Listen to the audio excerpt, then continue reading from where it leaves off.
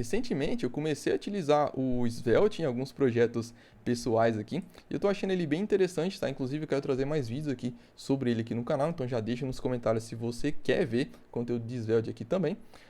E aí eu acabei encontrando esse post aqui de 2018, cara, escrito pelo Rich Harris, que é o criador do Svelte, onde ele fala que Virtual DOM, ele é talvez um pouco demais, tá? E aí a gente vai discutir um pouco sobre isso daqui, que achei interessante eu compartilhar isso aqui com vocês, e essas formas diferentes, né, da gente trabalhar na web, tá? Então, primeiro a gente precisa entender o que é Virtual DOM, tá? Virtual DOM, de forma bem simples, é uma cópia do DOM real em memória, tá?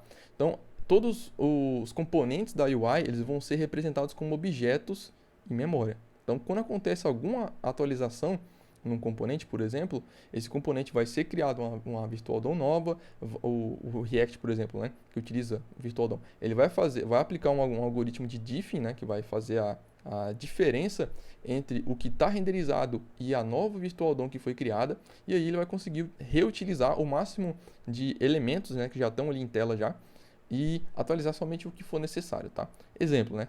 Mostrando um código bem simples aqui. Imagina o seguinte, imagina a gente tem esse componente aqui, imagina que essa prop aqui, ó, esse componente está renderizado em tela, tal, tem uma div, tem p e tem um name lá, mostrado em tela, beleza. Aí essa prop name, ela mudou. O que vai acontecer? Vai criar uma Virtual DOM nova, o React ele vai aplicar esse algoritmo de diffing, vai ver, a div aqui mudou? Não. O p mudou? Não. Mas o children aqui, ó, certo? A minha prop name, ela mudou. Então, eu vou reaproveitar toda a estrutura que já estava lá e vou alterar somente o conteúdo aqui da minha tag p, certo? É basicamente isso, de forma bem simples, tá? Se você quiser saber um pouco mais aprofundado, deixa nos comentários que eu posso trazer um vídeo explicando toda essa parte de reconciliation do React e etc, tá? Mas lembrando, tá? Virtual DOM não é algo exclusivo do React. O Vue também utiliza um Virtual DOM. O Svelte, por outro lado, não, tá? O Svelte e o Solid. O Solid.js, que recentemente eu fiz vídeo aqui no canal, vou até deixar o link aqui no card, ele também não utiliza, ele utiliza uma técnica um pouco diferente. E o Svelte, ele faz toda essa, né, de forma bem direta aqui já no vídeo, ele faz toda essa parte de gerenciamento de atualizações, como ele não utiliza Virtual DOM, ele faz em tempo de compilação. Cara, isso é sensacional, cara. Mas vamos lá, por que, que ele escreveu esse artigo e por que, que ele acha que Virtual DOM é um pouco demais, tá? Ele fala, né, explica um pouco sobre Virtual DOM aqui, né, esse resumão que eu te dei aqui. E aí ele fala, ele comenta aqui onde é que esse meme que Virtual DOM é rápido começou. Virtual DOM, né, é rápido e atualizações diretamente no DOM real, né, são lentas. Ele diz que tudo começou aqui, tá? Nessa palestra que teve aqui em 2013, que foi no ano de lançamento do React, né? Que o Peter Hunt, ele comentou aqui sobre essa parte, tá? Então, na verdade, isso é extremamente rápido, principalmente porque a maioria das operações no DOM tendem a ser lentas. Houve muito trabalho de desempenho no DOM, mas a maioria das operações no DOM real, né, tende a descartar quadros, tende a ter frame drops, certo? Coloquei traduzido aqui, né, pra gente ter um pouco mais de simplicidade, mas a tradução não é muito precisa, né? Mas acho que deu para entender um pouco. O que acontece? Aqui ele já começa, mas calma, né?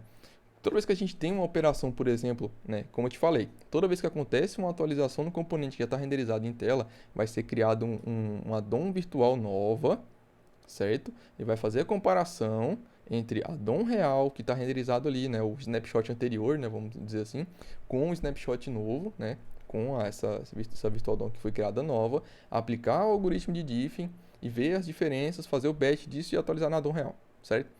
Por que disso tudo, né?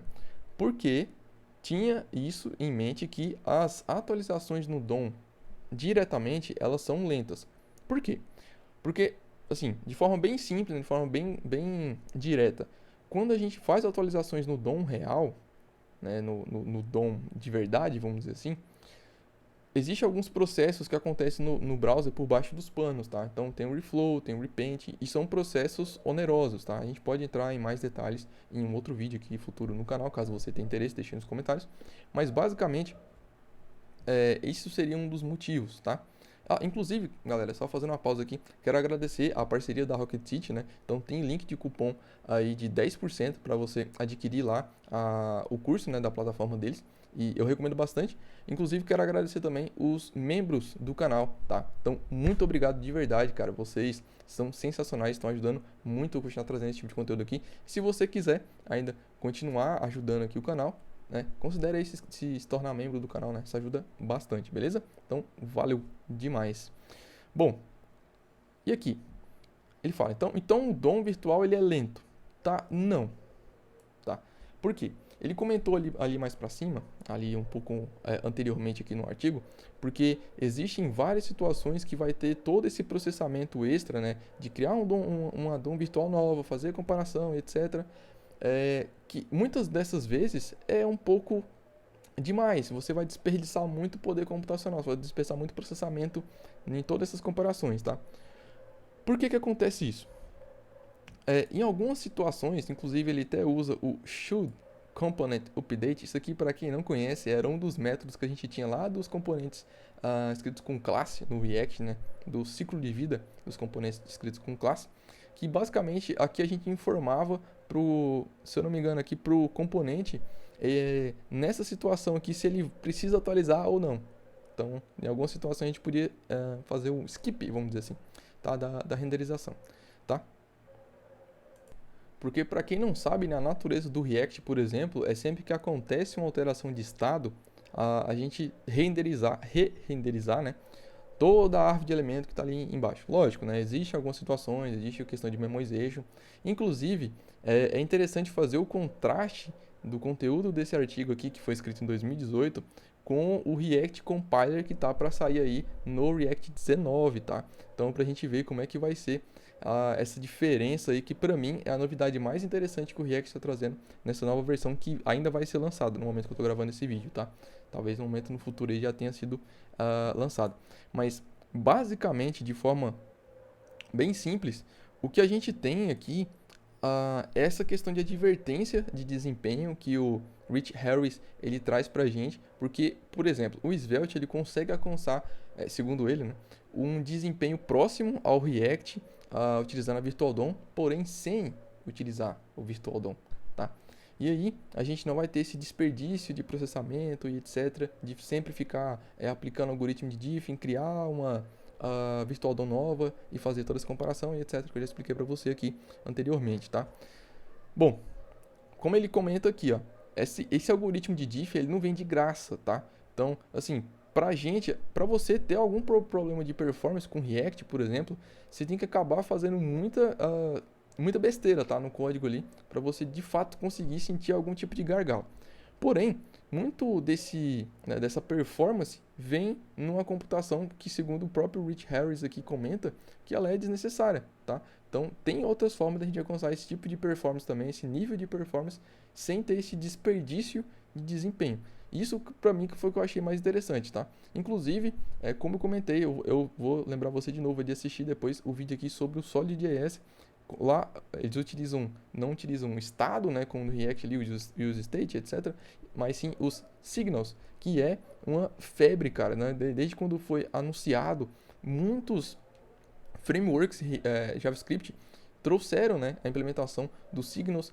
E, cara, é sensacional, né? Se você já trabalhou com algum framework que utiliza signals, cara, você sabe que a performance é realmente interessante e fica, na minha opinião, muito mais simples de entender do que, por exemplo, os estados com React, criar, gerenciar os side effects ali, por exemplo, com use effect, ter que passar uma rede de dependência, etc.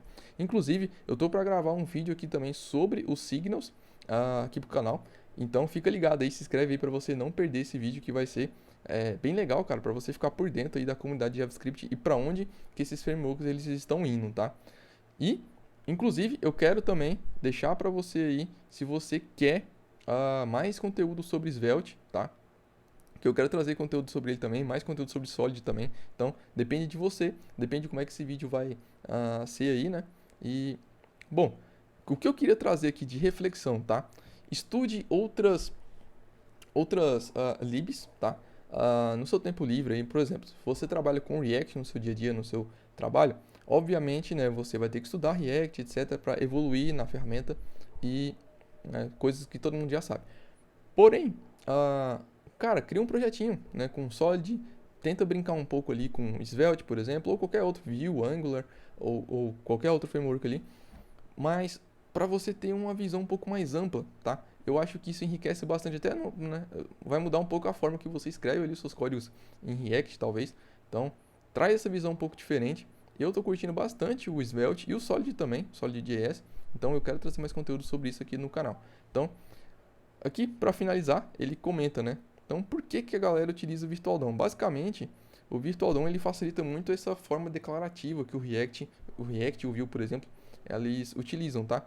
Mas acontece que a gente consegue alcançar esse modelo de programação declarativa, né, semelhante, sem utilizar Virtual DOM. E é aí que o Svelte entra, tá? Então, vou deixar o convite aí para você dar uma olhadinha no Svelte e, caso você tenha interesse, comenta aí pra gente trazer mais conteúdo sobre Svelte aqui no canal também, beleza? Então é isso, galera. Valeu, falou, grande abraço e até a próxima.